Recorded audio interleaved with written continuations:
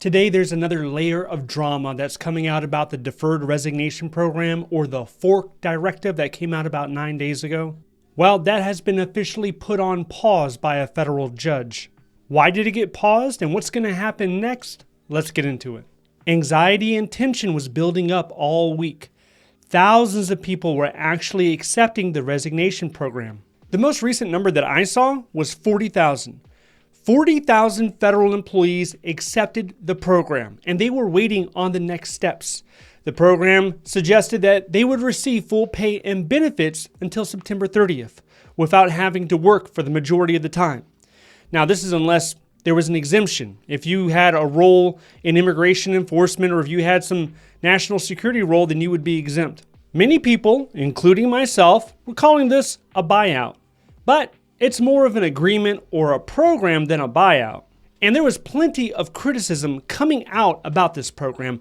You saw it from the unions, Democratic senators, legal law firms. They were all saying, hey, this isn't legal. This is too fast. Be careful. Don't accept it. That was generally the message from that side. Now, there were plenty of people that agreed with this message, that were promoting this message, especially coming from the top, coming from the president, coming from OPM. And then after that, your agency's head, whoever the acting secretary is or the secretary, they were pushing this message as well. They were saying that it was valid, that you could trust it. But the twist came today from Judge George O'Toole in Massachusetts. He hit the pause button on the whole program. Now, this isn't the conclusion. This is more of a checkpoint. On Monday at 2 p.m., the arguments resume. This is in reaction to 3 large unions filing lawsuits. They were claiming the program was illegal under the Administrative Procedure Act and the Anti-Deficiency Act. This act is a law that prevents federal agencies from spending more than they are appropriated. The unions argued that the decision timeline, it was too rapid. It was coming at federal employees too fast. And now what they want, they're asking for a 60-day decision period post any revisions, and they're highlighting the last-minute changes and unclear directives coming from OPM. But OPM isn't just rolling over. They're arguing that the deadline could potentially cause chaos. Yes, they use that word, chaos, and disrupt government reform plans, potentially leading to irreparable harm and confusing federal employees that already made the decision. They're saying, hey, look, we already have 40,000 people that agreed to these terms. It wouldn't be the right thing to do to switch it up, to pull the old switcheroo on them. That's the stance they're taking right now. What I think is probably going to happen is on Monday, they're going to continue the discussion. Maybe they might add more legality to the agreement. A lot of people were arguing, saying this is not a contract. It is an agreement. So maybe they can add more binding terms and actually root it into some law. But they're not going to be willing to do the 60-day thing. Because if you think about this program, any day that goes by, every week, every day, every month, the program loses value because it goes out to the end of the fiscal year. So September 30th is the finish line. So if you have this thing open for 60 days, you're pushing it into April. So from April to September, that's less of an incentive for an individual to actually take. Now, this here is a message that came up this evening. If you're a federal employee, your agency or OPM probably sent this to you. It says, the offer is being extended until Monday, 11:59 p.m.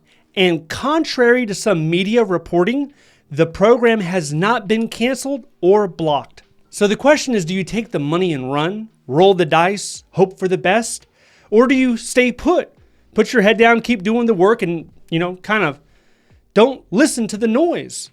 Because if you read the agreement, if you read a lot of the news articles, they're trying to paint it as there's a lot of uncertainty in the air, and you might as well do something like this because maybe your job isn't around next year or later this year.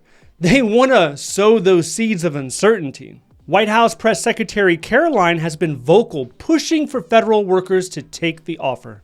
Like we talked about, 40,000 people, they accepted this deal. What if there's no deal? Those 40,000 people are going to be sitting in the office looking at their supervisor Their supervisor knowing that, hey, this individual tried to escape my team and try to saddle the office with more burden, that might be an awkward dynamic there. And if they're not able to do it this way, does that mean the reorganizations, the potential rifts will have a greater impact? I ran a poll a week ago on who would accept the resignation deferment program. Close to 3,000 people voted and less than 20% said they were actually going to take it. But right now from the recent number, it's 2%. They were anticipating 5 to 10%, and 2% is a far cry from that. Now you could argue that people were waiting until the last minute to go ahead and opt in, and now that's no longer a possibility. They're going to have to either wait until Monday or do something throughout the weekend. They can still email OPM throughout the weekend.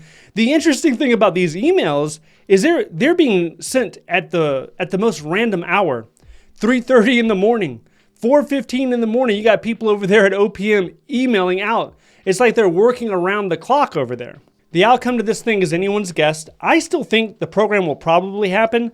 And you have to look at it from this perspective, right?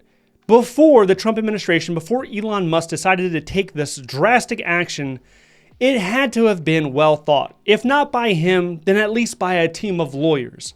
They were anticipating legal backlash. They were anticipating unions filing lawsuits. So they have a plan to counter this. They're going to do something. And then the same could be said for the unions. This is a huge legal battle that's not going to stop anytime soon.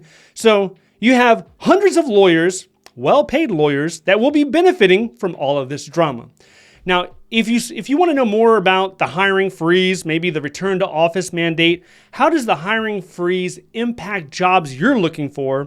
I did a live stream recently. It was close to 2 hours long. I answered a lot of questions.